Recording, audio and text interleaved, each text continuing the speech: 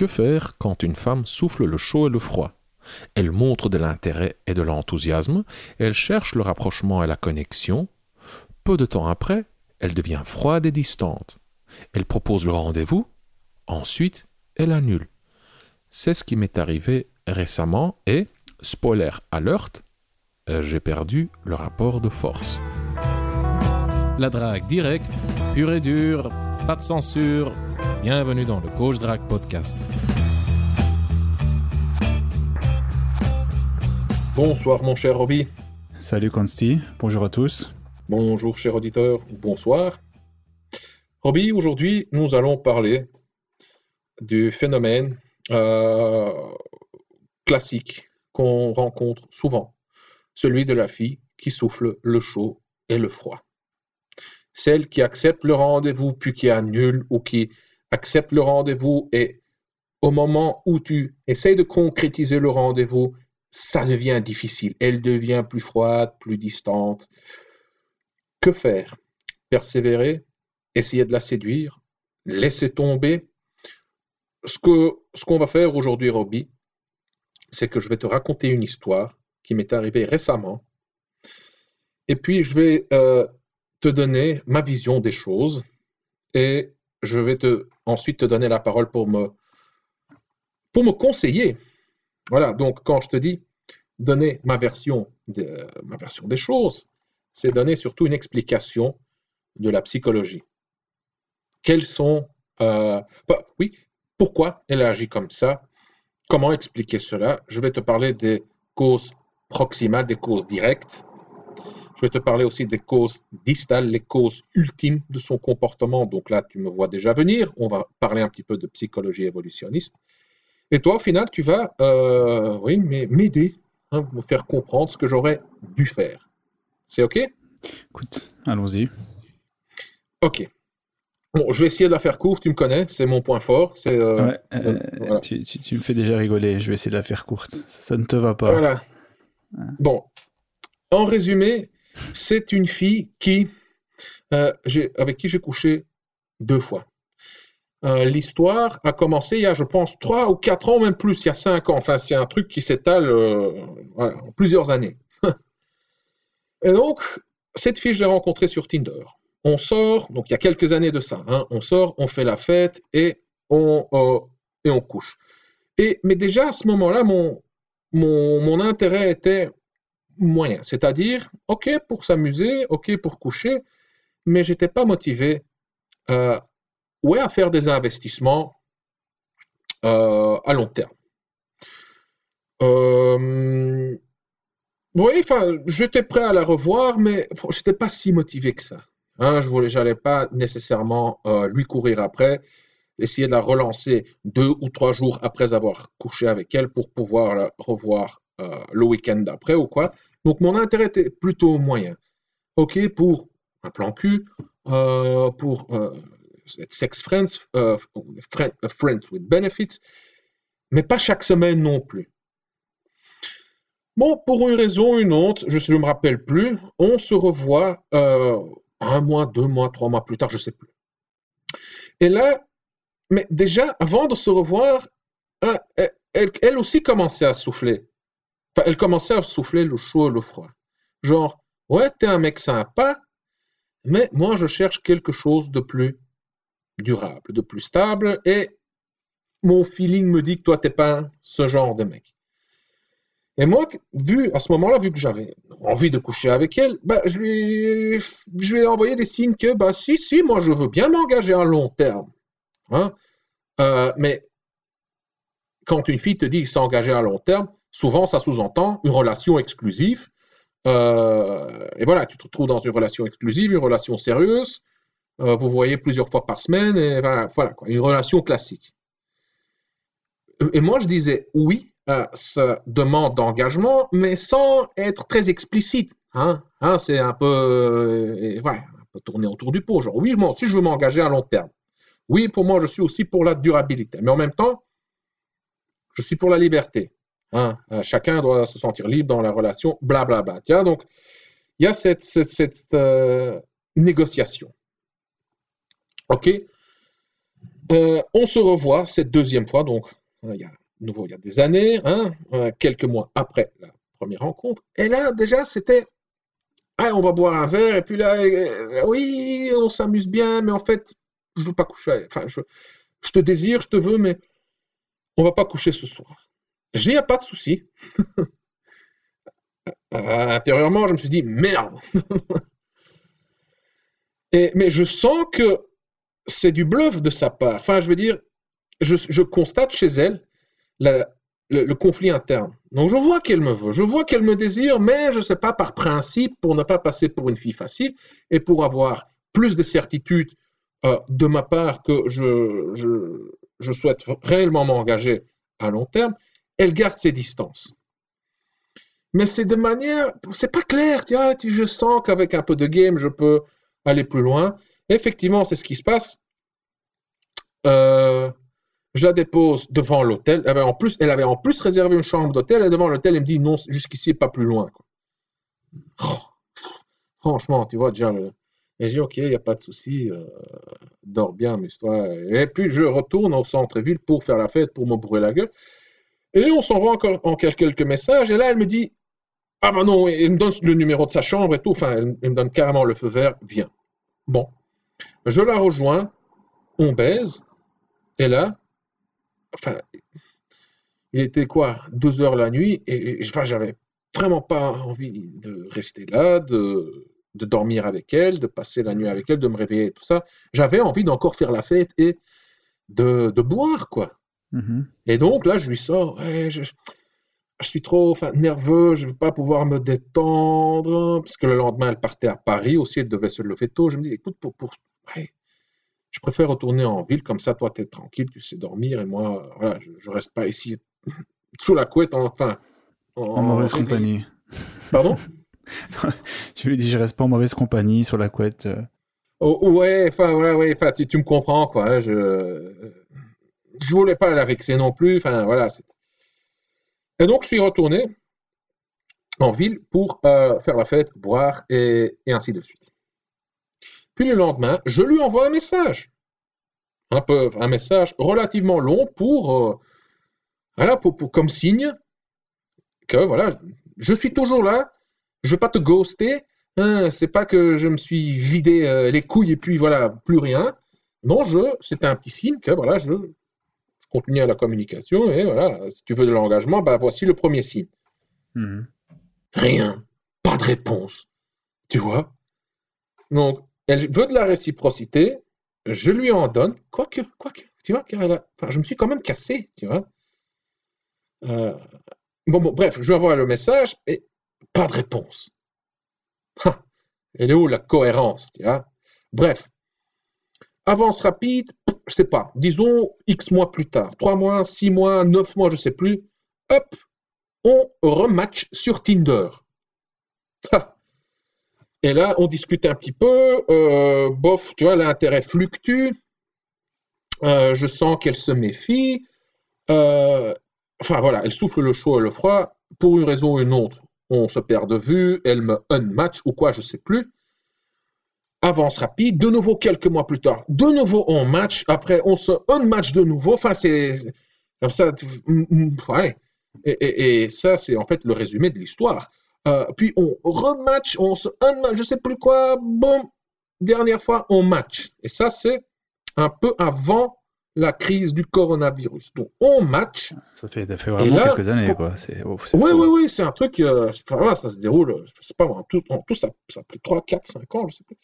Puis, bon, hein, juste avant le coronavirus, on match de nouveau, mais chaque fois que je match avec elle, j'ai un ton léger, enjoué, tu vois, je vois tout de suite, enfin ouais, mais un peu, enfin je dégage un peu cette vibe du jeune garçon naïf, l'ado, enthousiaste, excité, donc chaque fois qu'on tombe match, je lui dis, ah, tu vois, c'est le destin, c'est le grand amour, c'est plus une coïncidence, hein, je crois que, voilà, on est fait l'un pour l'autre. C'est Eros qui, voilà, c'est la volonté de Dieu, enfin des bêtises comme ça.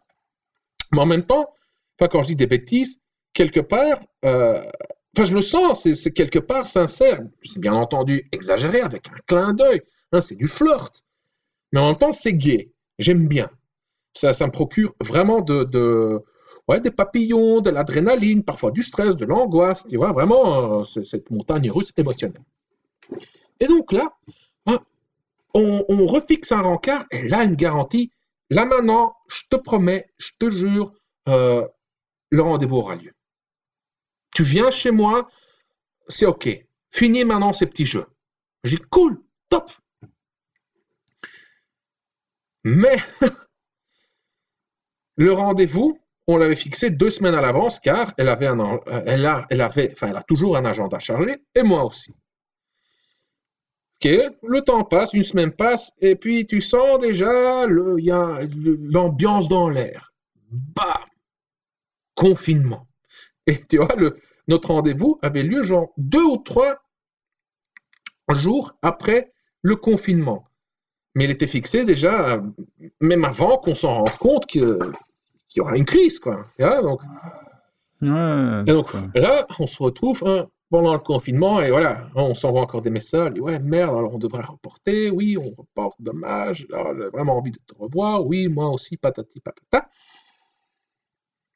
Et on reste en contact. Mais les messages sont assez espacés. Tu vois, tu mets un peu en veille. Tu vas pas, on ne s'envoyait pas des messages tous les jours.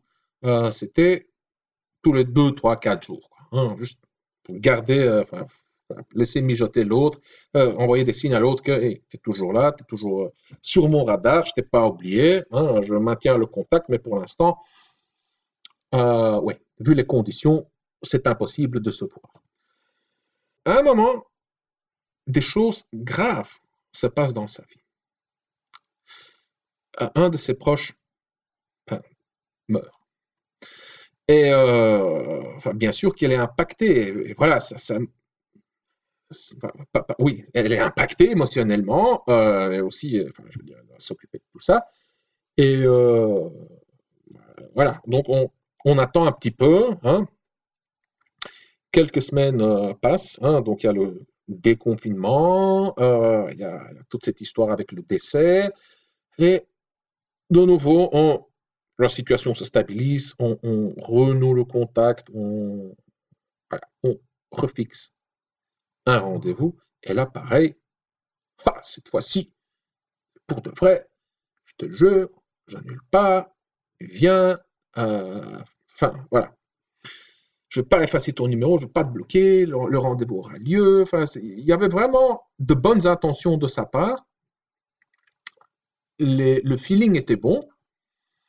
Et voilà, donc on fixe le rendez-vous. Mais,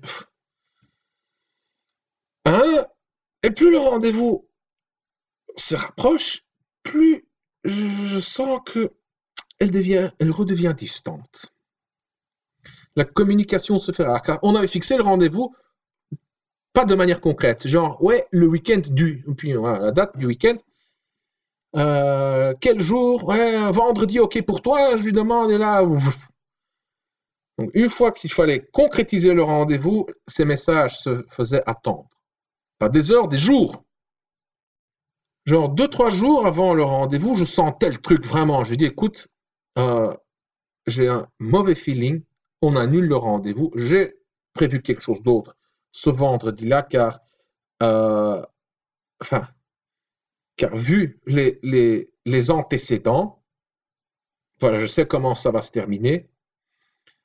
Tu es de nouveau en train de devenir distante et écoute-moi, c'est pas compliqué. Tu fixes un rendez-vous, tu respectes le rendez-vous, on passe un bon moment et on répète le schéma et c'est tout. C'est pas plus compliqué que ça, mais voilà, avec toi, apparemment, ouais, je sais pas, ça marche pas comme ça, donc j'ai fixé quelque chose d'autre. Là, tout de suite, elle répond avec ouais, pardon, machin, désolé, je ne sais plus quoi. Oui, mais c'est pas toi, c'est moi. Pour moi, c'est un grand pas, j'ai de l'angoisse, de l'incertitude, et ainsi de suite. Mais le fait que je me retire, ça l'a encouragée apparemment. Là, de nouveau, donc, je sens que ces messages deviennent de nouveau plus proactifs, plus enthousiastes, plus chaleureux. Et moi aussi, je suis sincère dans le sens où voilà, je ne vais pas essayer de réguler mes émotions, de passer pour le mec qui s'en fout. Oh, c'est pas grave, ou le mec indifférent, car on a une historique déjà de quelques années. Hein, il y a quand même une certaine complicité, on se connaît. C'est pas la fille que je n'ai encore jamais rencontrée, avec qui j'essaie juste d'obtenir un rendez-vous. Donc, je lui fais comprendre que, hey, voilà, jusqu'ici, et pas plus loin. C'est bon, ça suffit. Quoi, hein. Là, ça devient ridicule. J'ai l'impression que, voilà, c'est... Mais donc, nouveau hobby. Ces messages deviennent plus enthousiastes, plus chaleureux, plus proactifs, plus entreprenants. Là, de nouveau, elle me dit, vendredi, 8 heures, chez moi, et prends ta brosse à dents avec. Ouais. Oui, ok, oui, mais bon, c'est clair ce qu'elle veut dire par là. Hein. Pas besoin de faire un dessin. Et j'ai dit, ok, cool, top, j'apprécie, ça va. Elle me dit, ah, je savais, tu n'avais pas d'autre rendez-vous. Je dis, bah si, justement. Si là maintenant, voilà, je vais annuler l'autre rendez-vous car tu es ma priorité. Et je crois que c'était un mardi ou un mercredi. Tu vois? Le jour avant, le jeudi, je sentais déjà le truc venir. J'étais conditionné. C'était à chaque fois la même chose, le même schéma. Donc le jeudi, je lui envoie un message. Et comment te sens-tu aujourd'hui vis-à-vis de ta décision spontanée, hein? Est-ce que tu as des regrets? Est-ce que tu as des regrets? Est-ce que tu te dis mince, j'aurais pas dû? Ou est-ce que tu es toujours aussi enthousiaste? Et là, elle m'envoie une capture d'écran, hein, d'une communication avec son ex-mari. Et en dessous du message, elle dit, voilà, en résumé, ça revient à ça. Mon ex me demande si je veux garder le petit. Quand je lis la communication, donc la capture d'écran, donc elle m'a envoyé la capture d'écran de sa communication avec son ex-mari, comme signe de transparence, comme signe d'honnêteté, hein, comme signe de bonne foi. Voilà, je partage vraiment avec toi ce qui s'est passé, comme ça tu peux toi-même juger. Mais regarde ce qui est mis dans la capture d'écran. Le mari demande, oh oui, et vendredi soir, je vais manger avec des collègues au je sais pas où, un resto, je sais pas quoi. Et le petit reste, hein, et puis il met le nom de la ville, ce qui sous-entend qu'il reste chez les grands-parents, il va dormir là-bas. Mais sinon, est-ce que tu veux l'avoir? Est-ce que tu veux avoir le petit? Et elle répond d'un ton comme ça un peu défaitiste, oh ouais, pourquoi pas? Et le mari, enfin l'ex dit, oui, on fait comment? Alors tu vas le chercher ou quoi? Elle dit, bah oui, ok, je vais le chercher. Tu vois le truc? Donc, à moi, en dessous de la capture d'écran sur WhatsApp, elle formule ça comme si c'était un peu un événement externe auquel elle ne pouvait rien. Oui, je dois garder mon petit, c'est mon mari qui me demande de garder le petit. Enfin, elle veut faire passer ça comme si elle n'y pouvait rien. Mais quand tu lis la communication, tu vois clairement que elle choisit de dire oui. C'était son issue de secours, le Deus ex machina, tu vois, le sauveur, comme ça, qui tombe du ciel, et saisit tout de suite l'occasion pour quand même de nouveau échapper à son engagement, donc au rendez-vous avec moi. Et là, pour moi, c'était l'avant-dernière goutte, tu vois. Là, je lui envoie un message relativement long dans lequel je lui explique non, pas avec moi. Hein. C'est pas, voilà, toi, tu as choisi clairement de garder ton petit. Tu pouvais très bien dire non, je ne peux pas le garder car j'ai quelque chose d'autre de prévu. Mais ici, voilà, c'est enfin, je ne sais pas ce qui se passe dans ta tête, mais clairement, hein, y a un problème, quoi. En résumé, c'est ce que je lui ai dit. Il y a clairement quelque chose, vu que le schéma se répète, que c'est. Ouais. Je dis, mais bon, dommage, car enfin, comme ça, tu entretiens juste le schéma de je veux bien, mais je n'ose pas. Tu vois? Une fois que. Parce que, enfin, elle a le désir, mais une fois que ça devient concret, il y a l'angoisse, comme ça, une incertitude qui se déclenche en elle, et puis elle succombe, pardon. Puis elle. Enfin, ouais, elle n'essaie pas de surmonter cette crainte, mais elle choisit quand même la fuite.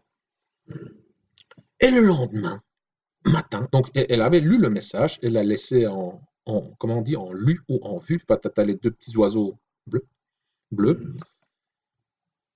Et le lendemain matin, je reçois un message, genre, tu es un homme très patient et très intelligent, quelque chose comme ça. Ah oui, tu es un homme très gentil, très patient et très intelligent. Non, mais what the fuck, je dis C'est non, quoi mais, cette tarte? non, mais. Et, enfin, pour moi, c'était un très, très bon exercice d'intelligence émotionnelle. Donc, d'essayer de contrôler mes émotions, d'essayer de me mettre à la place de la vie, car je suis convaincu que personne n'a vraiment de mauvaises intentions, dans le sens de ton besoin n'est pas de faire du mal à l'autre. Ton besoin, c'est voilà, tu as un besoin, tu essayes de l'assouvir. Mais ici, je me suis juste dit, enfin, basta avec l'intelligence émotionnelle, basta avec l'empathie et la compréhension. Non mais. Et donc là, je lui ai envoyé un message relativement long. Attention, relativement long, et sachant que d'un point de vue séduction, d'un point de vue game, d'un point de vue stratégique, c'est pas ce que je devais faire, mais à ce moment-là, je m'en foutais. Pour moi, c'était un exercice pour juste ventiler ma frustration. C'est juste je voulais lui dire ce que je voulais lui dire, voilà, et puis fini. Donc, dans ce message assez long, je lui ai dit que, je lui ai décrit la situation, comme je te l'ai décrit à toi, Roby, donc, je lui ai décrit en résumé, imagine un homme fixe un rendez-vous, annule, fixe un rendez-vous, annule, fixe un rendez-vous, annule, et puis il te dit, tu es une femme très gentille, très intelligente et très patiente. Comment te sentirais-tu? Exactement. Dégoûté, frustré et déçu. Quelle étiquette est-ce que tu collerais sur ce comportement? Exactement. Qu'est-ce que j'avais mis? C'était pas gentil ce que j'avais mis. Oui. Quelle étiquette est-ce que tu mettrais sur ce comportement? Exactement. Instable, égoïste et manipulateur. Fin de l'histoire. Boum, je lui ai envoyé le message, effacé tous ces messages, tous les messages, tout ce que j'avais là, j'ai tout effacé instantanément. Tu vois? Puis j'avais vu qu'il m'avait envoyé encore 2-3 messages, tout de suite aussi, en guise de réplique. Je ne les ai même pas lus. Tu vois? J'ai tout de suite juste effacé, je ne veux plus rien, fini, merde, basta. Bon, fin de l'histoire. Oh là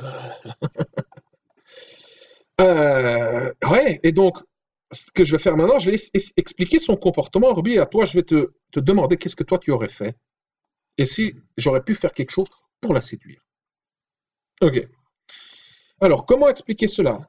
Je vais commencer par la cause proximale, la cause directe, celle qui explique comment ça marche. Et donc, on commence par la cause directe, celle qui explique comment ça marche, et puis je formulerai une hypothèse sur la cause distale, la cause ultime, la cause qui explique pourquoi ça fonctionne comme ça fonctionne. Voici la cause proximale. C'est cette fameuse balance dont on parle toujours dans le podcast. Cette balance qui a comme concept, comment dire, qui explique, enfin, la balance, ça veut dire quoi? C'est l'équilibre ou le déséquilibre entre les niveaux d'intérêt respectifs. Voilà. J'étais clairement intéressé. Elle aussi, en quelque sorte, mais beaucoup moins que moi. Je me suis fait avoir. C'est pas que, enfin, en quelque sorte, donc, là, le fait de souffler le chaud et le froid, ça m'a attiré. Je me suis dit, d'accord, je me prends en jeu. Et pour elle, j'étais acquis, voilà. Je n'étais plus un challenge. J'étais vraiment en train de la suivre et elle me fuyait. Donc j'ai essayé de la convaincre, de la rassurer, de neutraliser ses objections et ainsi de suite. Mais tout ça, ça sous-entend que c'est elle qui a le pouvoir. C'est un peu comme le vendeur qui essaye de te convaincre en listant les avantages et les bénéfices du produit. Donc le smartphone, je ne sais, XYZ, il a tous ses avantages, il a 13 caméras de 100 mégapixels, sa batterie dure X jours, blablabla. Mais quand le vendeur liste comme ça les avantages et les bénéfices, si tu n'es pas convaincu, tu vas quand même rester un peu, comment dire, méfiant. Tu vas naturellement résister. Quand l'autre essaie de te convaincre, tu vas naturellement résister. Maintenant, imagine que le vendeur te dit, ok, ceci est le dernier exemplaire, ce modèle se vend comme des petits pains, et jusqu'à ce soir, eh ben, il est à moins 50%. Et puis le vendeur, tu vois, il dirige son attention vers un autre client. Et à ce moment-là, bah, tu as peur de la perte sera déclenchée. Tu vas réfléchir, tu vas, oula, je ne veux pas louper cette occasion. Tu vas désirer le téléphone, enfin le smartphone, beaucoup plus que dans le premier cas de figure, hein, que quand le mec essaye de te lister, que le mec essaie de te convaincre en listant les avantages et les bénéfices du produit. Donc, c'est en quelque sorte ce qui s'est passé. Hein, donc, à un moment, elle a aussi ressenti qu'elle était en train de me perdre. Et c'est pour ça que il y avait disons que dans toute cette histoire, il y a eu 2 épisodes comme ça, deux petits moments où c'est elle qui prenait l'initiative. Hein. Enfin, oui, elle sentait que j'étais moins intéressé, que je perdais un peu mon intérêt, que je devenais plus distant. Boum, elle se mettait à me courir après. Voilà. Et oui, je répondais à ces questions, mais je ne faisais pas vraiment avancer les choses vers le rencard, tu vois. Et puis, donc, voilà, donc, pendant quelques petites phases, elle m'a couru après. Mais comment expliquer alors que, une fois le rendez-vous fixé, une fois que j'allais dans son sens, qu'elle redevenait distante, qu'elle changeait d'avis? Comment expliquer ça? Ben, voici une hypothèse pour laquelle je n'ai pas encore trouvé de nom pour cette hypothèse, mais c'est un phénomène que je vois très souvent, que ce soit dans les interactions courtes, hein, les rencontres vraiment, hein, donc mec rencontre fille, c'est tout frais, mais aussi dans les relations à long terme, ou même après la rupture, dans le contexte de comment récupérer son ex. Voici cette hypothèse, voici le phénomène. Moi, je pense qu'inconsciemment, le cerveau cherche à maximiser le profit avec un minimum d'effort. Et traduit dans le contexte relationnel, dans une relation, ça veut dire que le cerveau cherche à avoir un maximum de pouvoir, un maximum de statut, le statut le plus élevé, avec un minimum d'effort, tout en essayant de préserver l'existence de la relation. Bon, c'est un peu une tautologie, car sans relation, il n'y a pas de pouvoir. Hein, donc, si la relation se dissout, oui, t'as plus rien, quoi. Et donc, le cerveau cherche toujours à retourner vers l'état optimal, c'est-à-dire l'état dans lequel il avait le plus de pouvoir dans la relation. Et ça se voit dans les exemples suivants. Hein. Donc, mec court après fille, la fille est indifférente, elle souffle le chaud et le froid, elle lance de temps en temps des miettes, hein, elle lui donne de l'espoir. C'est pour ça que les femmes, voilà, elles préfèrent avoir un mec gentil qui leur court après que de ne pas avoir de mec gentil qui leur court après. Hein, le mec a de l'espoir, le mec continue à s'investir, la fille continue à lui donner des miettes, mais pas plus. Ces miettes, hein, concrètement, ça peut être un rendez-vous de temps en temps, ou peut-être même un petit bisou, ou de temps en temps juste un compliment. Tu vois, ah, t'es vraiment un mec bien, ah, t'es vraiment cool, ah, t'es chaud, hein, t'es vraiment chaud. Ou parfois, ouais, ça peut être vraiment de la manipulation, des petits cœurs, mais tu vois, pas des cœurs rouges, mais des cœurs verts, des cœurs noirs, des cœurs oranges.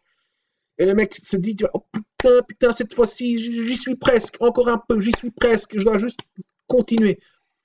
Voilà.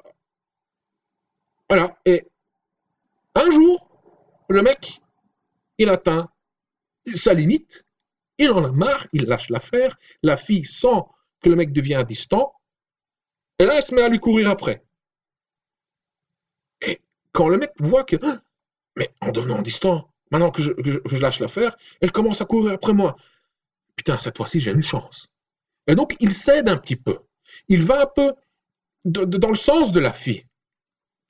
Il se rapproche en retour vers la fille, et bam! Là, de nouveau, la fille redevient un peu plus distante. Et progressivement, il se retrouve dans le statu quo comme avant. Hein, il retourne dans cette situation déséquilibrée avant avant que... Enfin, donc la dynamique redevient la même que celle d'avant le silence radio, tu vois. Mais pareil pour le phénomène, comment récupérer son ex, tu vois. Il y a vraiment c'est une niche carrément hein, dans le monde du développement personnel, dans l'industrie, enfin dans le business de la séduction, tu as la niche de comment récupérer son ex. Mais j'ai l'impression que c'est la même chose. Hein. C'est qui veut récupérer l'ex? C'est celle ou celui qui se fait larguer. Hein? Car il a perdu le pouvoir, le statut, il y a la confiance en soi, l'estime personnelle qui sont anéantis. Et c'est qu'au moment où le mec il décide de lâcher prise, quand il se dit voilà, j'essaie plus de la récupérer, je la recontacte plus, j'instaure un silence radio. Et quand le mec commence vraiment à se reconstruire lui-même, et ainsi de suite, à se reprendre en main, quand la femme capte que le mec ne s'intéresse plus à elle, ou mieux encore, que le mec s'est trouvé une autre femme, c'est là qu'elle revient. Et je te garantis, après quelques temps, pouf, rebelote, ça redevient comme avant la rupture. Hein, la relation retrouve l'ancien statu quo merdique, quoi. Et voilà, c'est ce phénomène, et bon, cette hypothèse, je ne sais pas, je trouvais un nom pour ça, mais voilà. Et c'est ce qui s'est passé ici aussi avec cette fille. Hein, donc, elle avait atteint un niveau maximal de pouvoir vis-à-vis de moi. Quand elle sentait que elle me perdait, hop, elle faisait des efforts, hop, je retournais, et hop, nouveau, ouais. Mais tout ça, c'est inconscient. Hein. Voilà. Bon, il y a peut-être une autre piste, hein. Je ne sais pas. L'autre piste, la voici.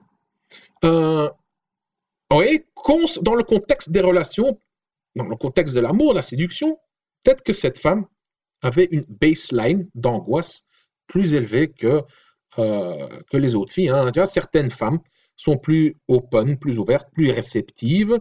Elles font confiance plus facilement et plus rapidement au mec. Et d'autres femmes sont plus anxieuses, plus méfiantes. Elles ont besoin de plus de temps, de plus de signes hein, pour être sûres.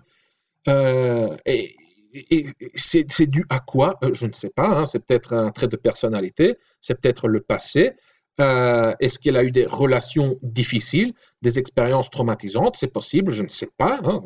C'est juste aussi une piste, une hypothèse ici que je formule. Encore une piste à explorer. Une autre piste, c'est celle du trouble de l'attachement. Une fois que ça devient sérieux, elle n'ose juste pas, elle bloque. Elle n'ose pas se donner. J'ai eu comme ça une histoire avec une fille, hein, c'était l'horreur. Hein. Ouais, il y a comme ça un trouble d'attachement, mais aussi une angoisse d'abandon, comme ça. Souvent, c'est lié, hein, ces deux. Et voilà, et cette autre histoire, une fois qu'on avait couché, là, c'était en ordre. Mais pour arriver à coucher avec, pour arriver juste à faire en sorte qu'elle s'ouvre, quoi, qu'elle me fasse confiance, j'ai souffert, hein, j'ai vraiment transpiré. Et maintenant, j'ai presque fini, on passe à la cause distale, la cause ultime, c'est la cause évolutionnaire. Et on va ici faire appel au concept du commitment skepticism bias. Commitment, engagement, scepticisme et bias, scepticisme. Merci. Et bias, biais. Ça veut dire quoi? C'est la tendance d'une femme à sous-estimer les intentions de l'homme, à s'engager à long terme. Et si tu fais attention, hein, c'est un truc qu'on voit souvent dans les relations où les femmes hésitent et le mec il doit se prouver encore et encore qu'il veut plus que juste une partie de jambes en l'air. Hein. Et donc, ouais, ce biais, pour arriver à cette conclusion, à cette méfiance, hein, la femme se base sur des signaux ambigus, hein, comme le comportement de l'homme, hein, comme son comportement, ses paroles, l'intonation de la voix. Maintenant, d'un point de vue évolutionnaire, pour la femme, un faux positif est beaucoup plus coûteux qu'un faux négatif. C'est-à-dire, le coût de se donner à un homme qui ne s'investit pas est plus élevé que le coût de louper un homme qui veut s'investir. Quel est le coût de se donner à un homme qui ne s'engage pas, qui ne s'investit pas? Le coût ultime, c'est de devoir élever un enfant sans papa sans les ressources matérielles et la protection d'un papa. Mais aussi, il y a l'atteinte à la réputation et il y a aussi la réduction de ses chances sur le marché de l'amour, car une femme sans enfant a une valeur sur le marché de l'amour plus élevée qu'une femme avec des enfants.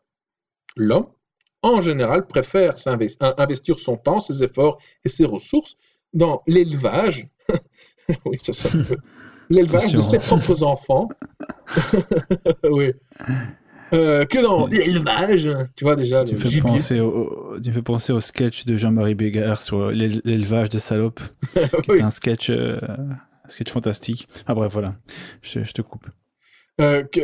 Ouais, donc un homme préfère préfère investir ses ressources dans ses propres gosses, son temps, son énergie, que dans les gosses d'un autre, hein, car tes propres enfants portent tes gènes à toi.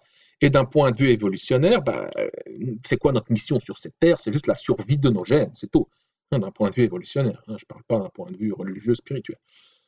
C'est vrai que, j'avoue, vraiment, si je suis vraiment, vraiment, vraiment sincère, c'est vrai qu'au début, comment dire, je n'étais pas intéressé par quelque chose de sérieux. Tu vois, je faisais un peu semblant que oui, c'est pas noir ou blanc, tu vois, c'était pas, je faisais pas juste semblant de vouloir quelque chose de sérieux juste pour la niquer, mais mon niveau d'engagement ce que moi j'étais prêt à investir dans la relation ne correspondait pas à ses attentes.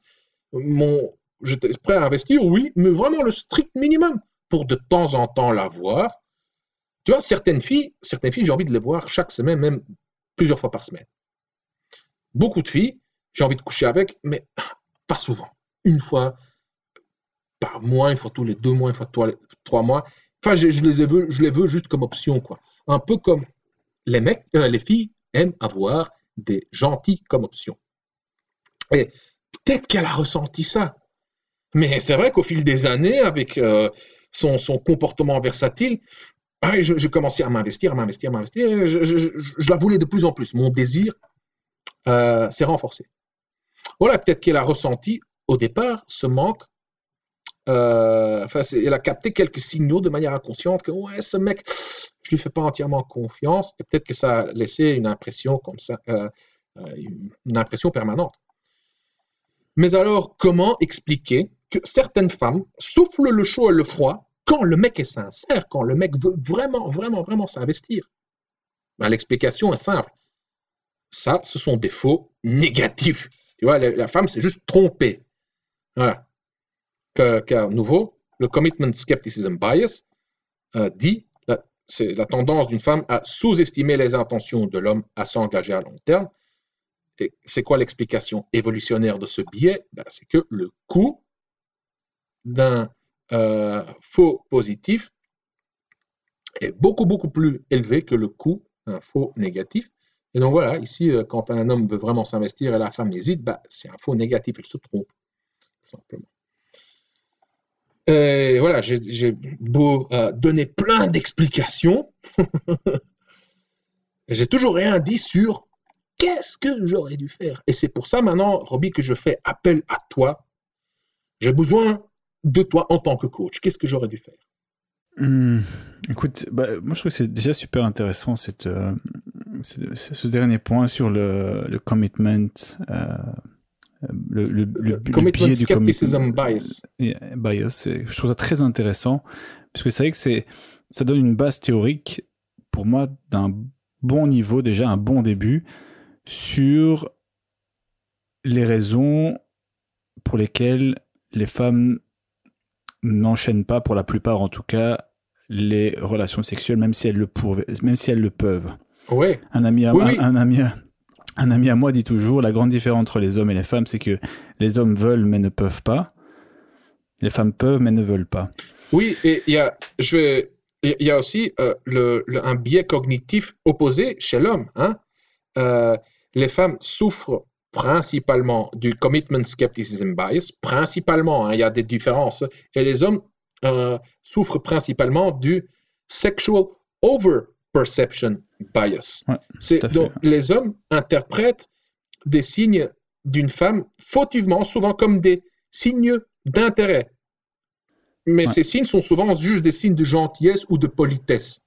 Et comment expliquer ça? Pour un homme, un faux positif est moins coûteux qu'un faux négatif. Donc, quand un homme se prend un râteau, c'est moins grave que d'avoir loupé l'occasion de féconder une femelle, tu vois. Mhm. Voilà, c'est tout. Non, mais très, très, très intéressant. Je pense que c'est bien avoir ça à l'esprit, cette base théorique, quand on cherche à comprendre pourquoi est-ce que elle cherche à être rassurée avant de s'engager, avant d'aller dans une relation intime. C'est une base théorique solide à approfondir. Moi, ça m'intéresse très honnêtement comme sujet. Donc, première remarque que je voulais faire. Ensuite, moi, ce que je vais, là où je vais m'aventurer, c'est comme d'habitude beaucoup plus pratique, puisque les bases théoriques, tu les as suffisamment mentionnées. Moi, j'avais noté comme cause, mais ce sera beaucoup plus court que toi, que effectivement, une fille qui souffle le chaud et le froid, c'est pas en tout cas dans la plupart des situations, c'est pas une technique qui est issue de leur esprit machiavélique. Elle se dit pas aujourd'hui je vais chauffer le souffle et le chaud, parfois le froid. C'est simplement une manifestation d'un manque d'intérêt. Toi, tu le perçois comme étant une technique extrêmement évoluée de sa part pour te rendre accro, mais de son côté, c'est simplement la manifestation d'un manque d'intérêt. Mais pas de bol, et d'ailleurs tu l'as mentionné dans ton récit, c'est que le chaud et le froid est malheureusement quelque chose, une technique, même si c'est pas, enfin, en tout cas un événement qui rend facilement accro les mecs, puisque justement il y a une variation entre l'intérêt et le désintérêt. Donc ça c'était voilà, un simple petit rappel, j'irai pas aussi loin que toi dans les causes. Alors, dans les solutions, avant de mentionner les solutions, je vais simplement faire quelques remarques dans lesquelles il y a également des solutions sur ton histoire en particulier. Donc, qu'est-ce que moi j'aurais fait? Alors, première chose, moi j'aurais clairement pas eu ta patience, mais ça je pense que tu le sais. J'aurais probablement coupé court bien avant. C'est-à-dire que moi je suis mon mindset, c'est-à-dire que je fais le boulot, j'essaie de voir la fille, ça fonctionne pas, si ça m'intéresse vraiment, je réessaye. Et si l'intérêt à un moment donné n'est pas réciproque, si les investissements de sa part ne sont pas équivalents aux miens, ou si je ne vois pas qu'elle fait d'efforts suffisants pour rééquilibrer la balance, eh bien j'abandonne relativement rapidement. Et c'est d'autant plus facile, il faut l'avouer, car j'ai toujours un bon petit stock de filles à qui je discute. Donc forcément, c'est plus facile de switcher dans ces conditions, mais ce qui fait que moi, la plupart, pour une histoire comme la tienne, j'aurais coupé court plus tôt. Bon, ça c'est évident. Mais c'est aussi plus facile à dire qu'à faire, parce que quand on est dedans, c'est facile quand toi tu es à l'extérieur de dire oui, moi j'aurais fait ça plus tôt, plus court. Mais quand tu es dedans, tu as de l'investissement, il y a pas mal de choses qui se passent. C'est pas aussi simple de lâcher prise. Mais néanmoins, ici, le plus gros problème, tu vois, ce que je vois que ton histoire, hein, c'est que il y a vraiment une différence entre cette fille et toi. À un moment donné, quand tu expliquais à cette fille, par exemple, quand elle te disait prends ta brosse à dents, tu peux passer la nuit chez moi, et qu'elle te dise juste après tu vois, finalement ton rendez-vous est un rendez-vous imaginaire, quand elle t'a proposé de venir avec ta brosse à dents, bon, déjà on voit que c'est une sorte de jeu quelque part pour elle, de voir est-ce que tu vas annuler le rendez-vous que tu avais mis à sa place. Mais aussi quand tu lui dis écoute, oui c'est vrai, j'avais un rendez-vous, mais tu es ma priorité. Je veux dire, avec ce genre de filles, il faut pas leur donner du grain à moudre. Je veux dire, le moindre, j'ai l'impression que c'est aussi ce genre de personnes qui, si tu leur donnes un peu trop d'intérêt à un moment donné, alors qu'elles en ont déjà suffisamment eu, elles vont continuer ta tombe va continuer à se creuser. Et donc, quand tu lui expliquais avec toute ton honnêteté intellectuelle, ta compréhension, quelle était ta priorité, etc., cette fille-là ne mérite tout simplement pas une explication comme ça. Parce que non seulement elle ne sait pas l'apprécier à sa juste valeur, si ce n'est te répondre oui, tu es gentil, tu es socialement intelligent, je suis même pas certain qu'elle ait employé le mot socialement intelligent, elle a simplement dû dire intelligent, quelque chose comme ça. Cette fille n'est tout simplement pas au niveau, et je pense pas qu'elle puisse comprendre les nuances que tu as voulu Je vais te couper, hein, Robbie, ça me fait penser à une citation de mon père, quand tu parles ici de niveau. Quand j'avais 16 ans, ou même avant, hein, c'est mon père qui m'a fait donner, enfin comment dire, ouais, il m'a donné quelques bons exemples, hein, en matière de séduction. Et on était sur une terrasse, et on parlait d'une fille que j'avais rencontrée récemment, et j'hésitais. Et je lui dis, ouais, papa, ouais, je sais pas, mais elle est pas si intelligente que ça. Il me dit, mais t'es con ou quoi? Tu vas pas la niquer dans son intelligence. Hein? Donc il m'a encouragé, voilà. Ouais, non, mais ouais, à apprendre, quoi, parce que enfin, ça m'a fait trop marrer. Ouais, je vois un peu. Tu vois la sagesse, quoi. Oh, magnifique. Ouais.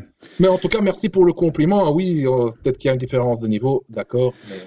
Oui, mais je veux dire, c'est pas non plus une critique envers elle. Hein. C'est simplement dire que jouer cette carte-là avec elle n'avait pas beaucoup d'intérêt dans la mesure où elle n'était pas à même, elle l'a prouvé, de comprendre, d'apprécier sa juste valeur et surtout de répondre à ça avec quelque chose d'équivalent, avec un niveau équivalent. Tout ce qu'elle a, les signes qu'elle a montrés, c'est des signes très simples de suis-moi, je te fuis, fuis-moi, je te suis. C'était ce niveau-là pour moi, cette fille-là. Hein.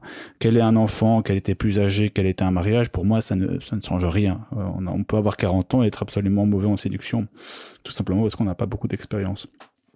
Donc elle, moi personnellement, elle aurait jamais pu déjà tenir 4 ans ou 5 ans. L'histoire des matchs, des rematchs, oui, j'ai eu ça avec quelques filles que je connaissais, c'est un peu amusant. Mais à un moment donné, j'aurais laissé filer, clairement. Donc voilà. Avant de rajouter quelques trucs plus généraux, mais pour ton exemple à toi, oui, je pense que tu connaissais la réponse. Moi, j'aurais coupé court assez rapidement, mais de la même façon que toi, c'est-à-dire que j'aurais dit, écoute, on n'est pas des enfants, on est des adultes. Voici ça, tu sais pas te libérer, tu sais pas gérer ton temps. Ça fait 2 fois que tu annules alors qu'on devait se voir. Je vois ça comme un manque de respect. Désolé, mon intérêt, je l'ai perdu. Bonne continuation. Allez, no hard feeling. Et voilà, je supprime, je bloque. Et je passe à la suivante, quoi. Donc, ma solution, elle est là, tout simplement. Donc, est-ce que tu aurais pu la séduire? Oui, parce que finalement, tu l'as eu 2 fois. Hein. Tu as couché avec elle 2 fois. Donc, quelque part, est-ce que tu l'as séduite? Oui. Voilà, est-ce qu'il y a des mecs J'aimerais bien me jeter des fleurs et dire ouais, j'ai réussi, mais ouais, on joue un peu là, on joue c'est sémantique parce que le mec qui court après une fille pendant 4-5 ans ou je sais pas quelques mois ou quelques années et qu'il a même pas eu un rendez-vous, pas embrassé et même pas couché. Voilà, ici, bon, voilà. Je pense que tu as fait le tour de la question en fait finalement avec elle rapidement, hein, et ça devait s'arrêter là, quoi. Avant de donner quelques autres idées, je résiste pas à l'envie de te raconter une anecdote, mais beaucoup plus courte, hein, sur quelque chose qui m'est arrivé de similaire. Mais ça va passer sur 4-5 ans, ça s'est passé sur quelques semaines. Même chose que toi, une fille, des échanges, un rendez-vous une fois annulé, genre 1 heure avant, puis une fois 10 minutes avant, puis une fois le taxi est pas arrivé, laisse-moi encore 20 minutes, enfin bref. Et je savais déjà avec cette fille, dès le 2e rendez-vous, que finalement, tout ce qu'on pouvait prévoir ensemble, je le prenais pas au pied de la lettre. C'est-à-dire que la plupart du temps, j'avais un autre plan qu'elle, parce que je savais qu'il y avait 9 chances sur 10 que ça fonctionne pas. Mais à un moment donné, une fois, ça m'avait quand même fait chier parce que c'était la première fois. Hein, donc la première fois, et j'avais quand même prévu la soirée. Et c'était en last minute l'annulation. Là, je me dis bon, là, elle me nique quand même ma soirée parce que j'aurais pu prévoir autre chose. Enfin bref. Et puis les autres fois, je savais à quoi m'en tenir et finalement, bon voilà. Et alors, quelques semaines sont passées. Je pense que c'était 2-3 semaines, je sais plus vraiment. Et alors, c'était avec une fille de Budapest, hein, en Hongrie. Et alors, moi, j'étais en Belgique à ce moment-là. Et elle me relance. Elle me dit, ah, tu veux toujours qu'on se voit? Bon, je dis, écoute, et là, j'avais déjà en tête la punition. Donc, je savais de manière assez machiavélique que si je voulais que la punition que je vais dire dans quelques instants que je lui ai infligée, si je voulais que ça fonctionne, je devais laisser transparaître rien du tout. C'est-à-dire pas de frustration, pas d'énervement, rien du tout. J'aurais pu m'énerver en disant mais écoute, tu rigoles, ça fait 4 rendez-vous qu'on annule, que tu annules à la dernière minute, et finalement j'aurais pu lui mettre la puce à l'oreille. Mais qu'est-ce que j'ai fait? J'ai fait comme si j'étais le meilleur gentil garçon au monde. Je lui dis oui, bien sûr, oui, on peut toujours se voir, ok, pas de souci. Et je lui donne rendez-vous dans un endroit. Elle était un peu gold digger sur les bords, et donc chercheuse d'or un petit peu. Et je lui donne rendez-vous dans un endroit à Budapest super classe pour aller manger, genre un rooftop qui donne sur le Danube, tu vois. Et je lui dis écoute, et je vais dans les détails. Habille-toi bien, mais fais ça clash. Allez, prends un taxi. On se donne rendez-vous là à 19h30. On ira manger ça. Ils font des superbes cocktails en plus sur le rooftop. Donc j'essaie vraiment de dire écoute, ici le nice guy va te faire, va dépenser pour toi ce soir. Donc même si elle n'est pas intéressée, elle va peut-être vouloir se faire payer un dîner et un cocktail. Et bon, moi j'étais en Belgique, j'étais pas à Budapest, hein. Donc je lui fixe le rendez-vous.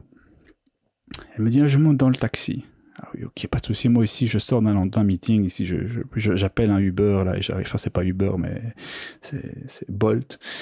Et j'arrive dans 7 minutes, donc le temps, 5 minutes, 10 minutes passent. Et elle me dit je viens d'arriver. Tu vois, écoute le taxi, je sais pas, les embouteillages.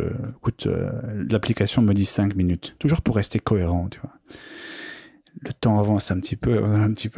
Et elle dit, écoute, le taxi vient seulement d'arriver, mais il y a plein d'embouteillages, estimation d'arrivée environ 12 minutes. Donc à la limite, commande-toi quelque chose, prends-moi aussi un petit verre de vin blanc, et j'arrive, comme ça il sera frais quand j'arrive, quoi. Et finalement, 10, 15, 20 minutes passent, et elle me dit, t'es où? Et à un moment donné, bon, je veux quand même lâcher la prune, hein, parce que bon, je veux pas la laisser là toute la. Et donc je dis écoute, excuse-moi, mais je pensais que j'étais à Budapest, mais visiblement, je suis en Belgique sur une terrasse avec un ami. Je suis vraiment désolé, hein, je me suis trompé. Et puis j'ai avec un air très sérieux, comme si je m'étais trompé de rue en fait, simplement. Tu vois. Un salaud. Et bon là, ah oui, plutôt je m'en fous, j'avais quand même pas commandé, je l'avais vu arriver. Ouais, c'est ça, tu l'avais vu arriver, t'avais rien vu arriver du tout, hein. Et donc toute la soirée, elle a passé à m'insulter un petit peu. Moi, j'étais dans la piscine en train de me marrer, en train de boire du vin. Et j'ai dit, écoute, qu'est-ce que tu veux, quoi. Donc voilà, absolument attention. Ce que je dis là, c'est purement pour le fun. Il n'y a rien à en retenir. Mais moi, j'appelle ça les punitions, un peu pour voilà. J'ai l'impression de faire une bonne action en faisant ça pour un peu les remettre un peu à leur place de temps en temps, même si ça mène à rien. Puis il n'y a pas mort d'homme, hein. Elle s'est préparée, elle a pris un Uber, bon voilà, that's it, hein. C'est pas la fin du monde, mais moi ça m'a fait rigoler, donc voilà. Sinon, pour être plus sérieux, donc j'ai dit que ça durait 2 minutes, mais finalement ça a duré un peu plus longtemps. Pour être plus sérieux, pour terminer sur les différentes choses à retenir de ton histoire, c'est aussi quelque chose que tu as mentionné, c'est quand ça semble ne pas être le bon moment. Donc tu sens qu'il y a quelque chose qui ne va pas. Voilà, peut-être qu'il y a un ex qui est là, une relation encore tumultueuse, tu sais pas vraiment. Dans ce cas-là, vaut mieux ne pas trop persévérer si tu sens que son intérêt est neutre. C'est bien de rester dans les parages. Mais si tu sens que c'est pas le moment, c'est voilà, de pas trop insister, afin de ne pas accentuer un sentiment négatif entre vous. Donc voilà. Et c'est là que d'ailleurs je trouve que une application comme Instagram est pas mauvaise du tout. Dans la mesure où si tu as la fille sur Instagram et que tu postes régulièrement, enfin en tout cas de temps en temps, ce qui n'est absolument pas mon cas, mais si tu as ce type de profil et que la fille est dedans, ça te permet de poster des photos et ça te permet aussi de lancer des petits hameçons de temps en temps. Donc si la fille veut reprendre contact aussi avec toi, parce que les choses ont changé de son côté, l'homme qui était dans sa vie à ce moment-là n'est plus là, ou voilà, ça s'est un peu décanté, eh bien, c'est elle qui peut comme ça initier. Ça veut pas dire qu'elle va le faire à chaque fois, mais c'est pour moi une bonne chose. Et si elle ne le fait pas, ou si tu n'utilises pas Instagram, c'est ce qu'un bon ami à moi appelle le coup de sonde. De temps en temps, tu envoies quelque chose contextuel. Évite les saluts, ça va, on l'a suffisamment dit.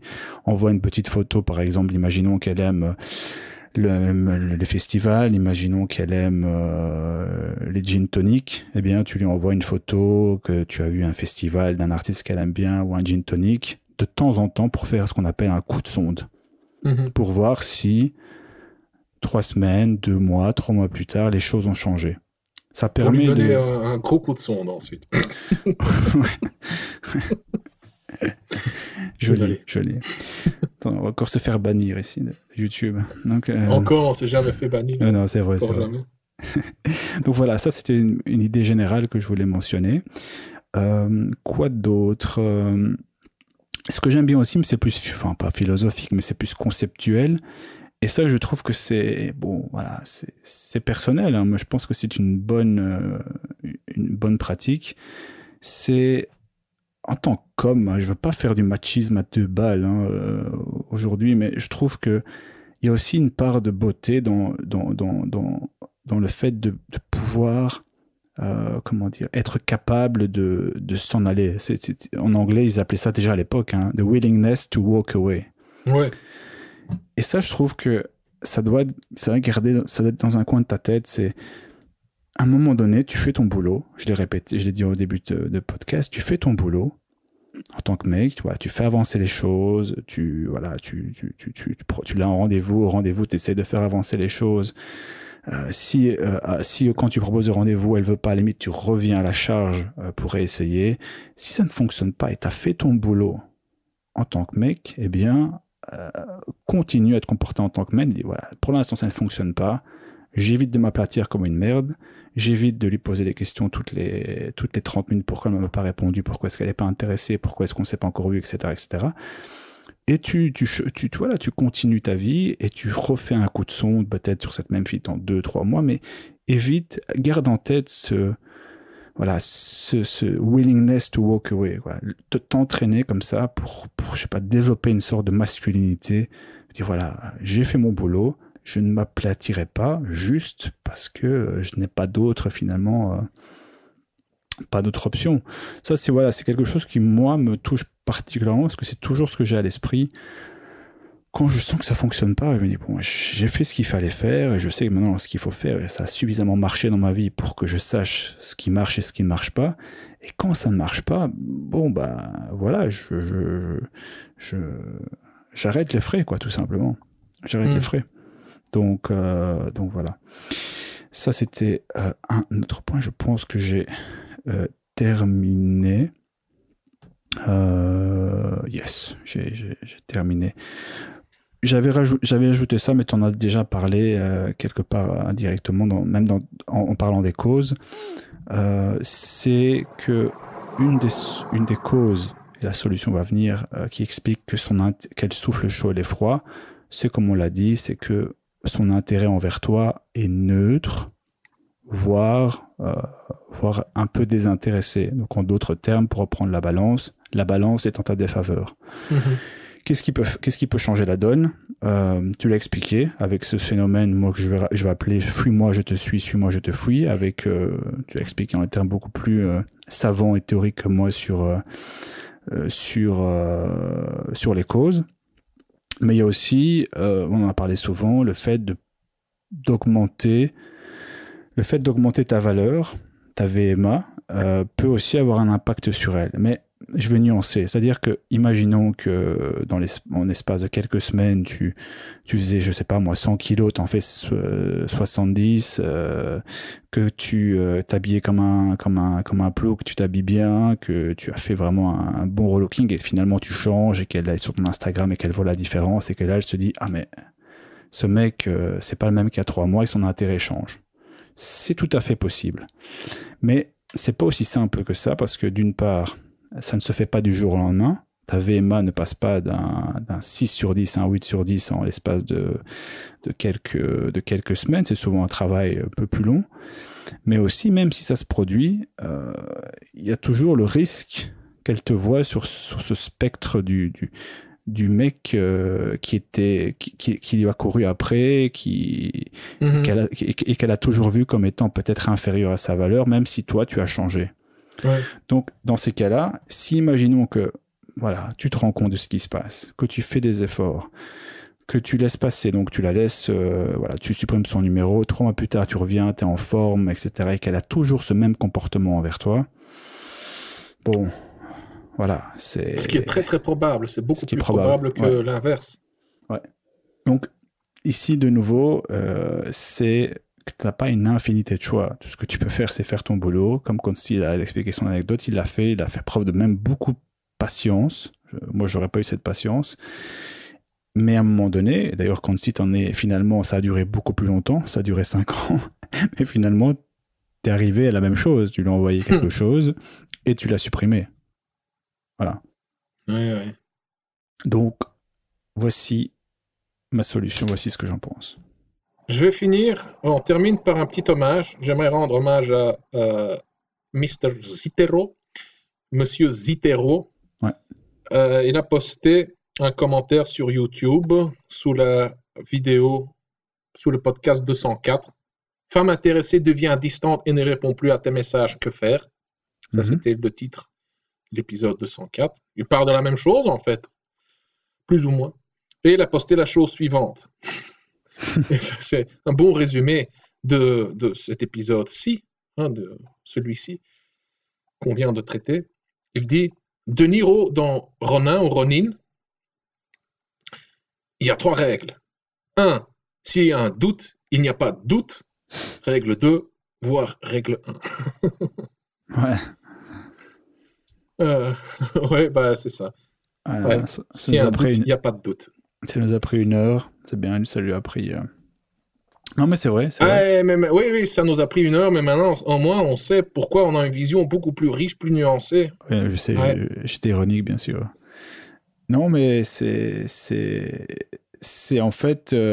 c'est parce que, voilà, on voulait vraiment aller en détail et qu'on veut vraiment expliquer voilà, les choses en détail. Sinon, en pratique, une situation comme celle-là, ça dure beaucoup moins qu'1 heure. Pour moi, en ce qui me concerne, ça dure pas très longtemps, la mesure où je supprime, je unmatch, suivant qu'on est sur Tinder, je bloque si on est sur WhatsApp et qu'on s'est déjà vu, etc.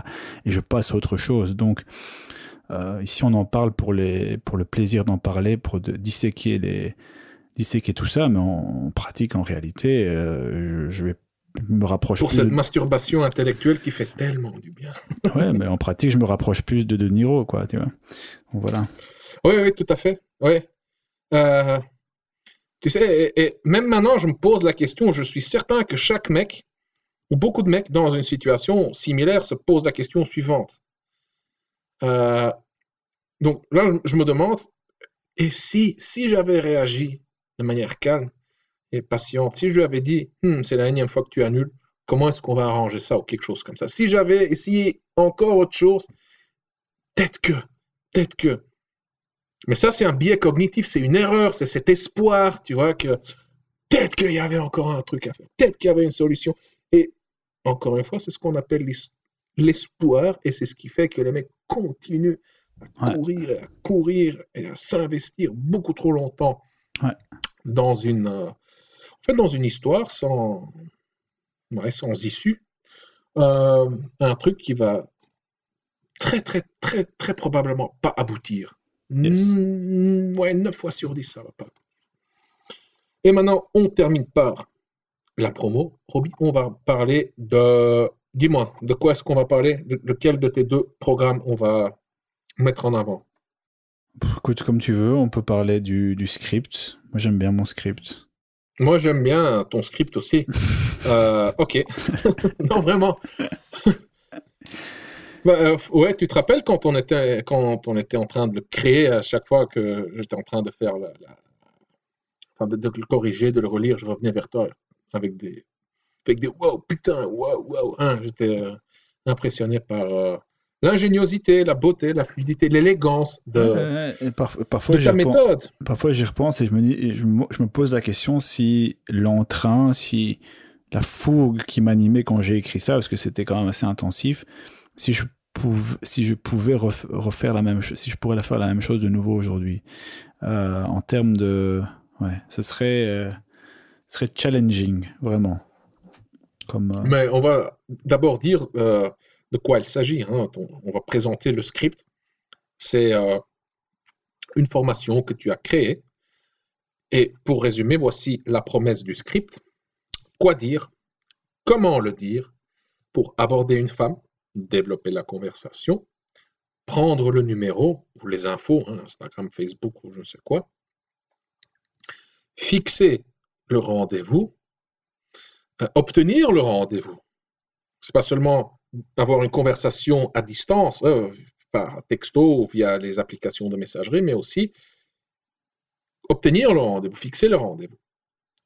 Ensuite, quoi dire, comment le dire, du début du rendez-vous jusqu'à la fin, et plus précisément, comment passer de bonjour à crac-crac pendant le rendez-vous. Donc, dans le script, tu apprendras exactement quoi dire, comment le dire avec des phrases toutes faites, des techniques de drague toutes faites, même des scripts, hein, pour parcourir toutes les étapes du processus de séduction. Donc, de l'approche à la conclusion. Et pour chaque moment clé, tu donnes plusieurs, encore une fois, phrases toutes faites, des techniques et des scripts tout faits, testés, éprouvés, Robbie, voilà, des phrases de drague, des techniques, des scripts que toi, tu as développés avec ton expérience de quoi? Je sais plus, t'as combien d'années d'expérience? 15, je sais plus moi. T'as quel âge maintenant? 32, 33? 33, Ouais, t'es vieux, j'ai hein. Tu commencé commences à à vieillir aussi. 17-18. Enfin, ça va, 33, de mon point de vue, c'est jeune, hein. Il y a peut-être des mecs de 40, 50 ans qui nous écoutent, qui se disent, c'est gamin, ils se croient vieux. Non, mais. Ouais. Mais bon, t'avais T'as quel commencé. âge toi? 42, c'est ça, hein? Ouais, ouais, moi je vais en avoir 42 d'ici. Ouais, bon, au moment. Maintenant, euh, au moment de la. Quand quand le podcast sera publié, j'en aurai 42. Voilà. Maintenant, j'en ai encore 41. D'ici 2 jours, 2, 3 jours, j'en aurai 42. Ouais, le temps passe hyper vite, hein. Donc, cher auditeur, si tu veux pas gaspiller ton temps, si tu veux économiser, si tu veux accélérer ton apprentissage, je te conseille de jeter un coup d'œil au script. Voilà. Euh, pourquoi on parle de ça maintenant? Je ne me rappelle plus. Ah oui, oui, donc oui, tu as développé ce truc et voilà, tu as 33 ans, tu as commencé la drague à 16, 17 ans. Je sais Ouais. plus, mais vraiment, enfin, je veux dire, vraiment, tu prenais le train pour aller à Bruxelles, pour draguer dans la rue. Tu es le pionnier de la communauté de séduction belge. Tu es le mec enfin, ouais, ouais, avec le tout premier forum, hein, à l'époque où il y avait encore des forums. Tu avais créé ta petite communauté. Tu étais une légende ici en Belgique, hein, un des gourous. Une légende. Ouais, Ouais, tu disons rigoles, que mais ouais, voilà, enfin, je c'était. veux dire, ouais, écoute, peut-être que c'est exagéré. Oui, nous, quand on se regarde dans le miroir, comment dire, on se connaît, on est, comment dire, pour nous-mêmes, on est normaux, on est personne, et on se voit pas comme des légendes, mais il y a des mecs qui nous. Enfin, t'as quand même toujours une sacrée réputation. Bon, maintenant, enfin, je veux dire, oui, c'est moins qu'avant, car tu n'es plus actif en ligne, hein. C'est pas que tu postes des articles, que tu Ouais, animes tout à le fait. forum, je ne sais quoi, et que tu organises des événements et des meetings et des soirées de drague. Voilà, mais ouais, t'es, ouais, t'as quand même encore cette réputation, tu sais. Euh, mais surtout maintenant que tu as acquis, je sais pas combien d'expérience, Voilà, bref, donc, cher auditeur, jette un coup d'œil au script. Oui, encore un truc, le script est constitué de 7 modules. Ouais, tu as le module pardon, sur l'état d'esprit, comment vaincre l'angoisse, comment te motiver, comment te booster, comment te donner l'envie, comment te donner envie de sortir, d'aborder, ouais, comment cultiver cette énergie sexuelle, tu vois, ce désir sexuel, comment réveiller la bête qui dort en toi. C'est assez difficile d'expliquer le côté interne, hein, le côté émotionnel, car c'est intangible. Mais c'est pas visible, c'est pas tangible, mais une fois que tu sens, que tu développes cette confiance, que tu as cette énergie masculine, ce côté animal qui se libère, une fois que tu oses maintenir le contact visuel avec la femme, que tu oses la regarder plus longtemps dans les yeux, avec les étincelles, avec les papillons dans le ventre, sans que le doute dans ta tête s'installe, sans que la petite voix te dise ouais non, t'es pas assez beau, t'es pas assez ceci, t'es pas assez cela, t'es pas assez, je sais pas, voilà, beau, jeune, riche, vieux, enfin, peu importe. Ouais, tu le sais quoi, voilà. Donc tu as le module sur l'état d'esprit, tu as un module qui parle de la drague de rue avec toutes les phrases, enfin, je veux dire avec des phrases de drague pour aborder, développer la conversation, prendre le numéro. Tu as un module sur la drague en soirée, dans lequel tu t'es cash, hein, voilà, tu sors en soirée pour choper, et tu expliques comment faire dans le module sur la drague en soirée. Tu as un module sur le text game, hein, tout ce qui est message, texto, voilà, comment convertir, comment obtenir le rencard, quoi, voilà. Hop, au lieu de s'envoyer quand tu envoies des messages, le but c'est quoi? C'est de revoir la fille pour continuer la parade nuptiale. Donc, dans le module sur le text game, tu apprends à comment obtenir un rendez-vous. Tu as un module sur la drague en ligne, comment draguer sur les applications et les sites de rencontres, de nouveau avec des messages tout faits, des exemples, je ne sais quoi. Tu as le module sur le rendez-vous qui, pour moi, est le meilleur module. Le légendaire c'est un module. Mais attends, c'est. Ouais. Dans lequel tu découpes le rendez-vous en plusieurs étapes, et pour chaque étape, voilà, tu donnes des phrases, des techniques, des scripts, hein, pour parcourir les phases de séduction lors du rendez-vous fluidement, pour éviter le fameux moment ultime, enfin le moment où tu te lances dans le vide, tu vois, tu sais pas où tu en es, oh, je l'embrasse pas, et t'es pris par l'angoisse et tu tentes le tout pour le tout. Non. Grâce au module sur le rendez-vous, cher auditeur, tu apprendras à naviguer le rendez-vous, à le découper en petites étapes pour savoir où tu en es exactement, mais aussi pour préparer la femme, mentalement, émotionnellement, pour lui donner envie quoi, d'être intime avec toi. Voilà. Dans ce module sur le rendez-vous, donc tu vas apprendre aussi à comment jauger, comment prendre la température, ça sonne un peu plat, mais bon, tu me comprends. Mais aussi, encore une fois, à lui donner envie. Et voilà, pour terminer à l'horizontale, quoi, voilà, pour terminer en intimité avec cette femme. Et tu as un dernier module sur un module intitulé Le puzzle complété, dans lequel voilà, tu reprends tous les éléments des modules précédents, et à l'aide de comptes rendus, de comptes rendus dans lesquels des comptes rendus qui ont abouti et des comptes rendus foirés, hein, et dans lesquels tu reprends les concepts, tu expliques comment ça marche. Comme ça, tu as une répétition, une vision globale de l'ensemble. Voilà. Bon, je pense que j'ai tout dit là-dessus. Cher auditeur, jette un coup d'œil au script. Le lien se trouve dans la description. Voilà. Je te remercie, Roby, pour ton soutien, pour ton oreille attentive, cher auditeur. Merci pour ton attention. Merci beaucoup. On se voit dans le prochain épisode. Bye bye. Bye bye. Voilà, cher auditeur, nous sommes arrivés à la fin de cet épisode. Si tu ne l'as pas encore fait, alors abonne-toi au Coach Drague Podcast. Tu peux t'abonner sur YouTube, Spotify, SoundCloud, Apple Podcasts ou via l'application que tu utilises pour écouter ce podcast. Et si tu as aimé cet épisode du Coach Drague Podcast et si tu souhaites me remercier ou me donner un coup de pouce, voici ce que tu peux faire. Si tu m'écoutes sur YouTube, alors tu peux laisser un pouce bleu. Si tu m'écoutes sur Apple Podcast, alors tu peux me laisser une évaluation de 5 étoiles si tu trouves bien entendu que le podcast mérite une telle évaluation. Ton évaluation est cruciale car elle m'encourage, me motive, m'inspire, mais avant tout, avec ton évaluation, tu aides les mecs comme toi et moi à découvrir le Coach Drag Podcast plus facilement. Je suis Consti de CoachDrag.com. Merci d'avoir écouté le Coach Drag Podcast. On se revoit dans le prochain épisode. Bonne drague!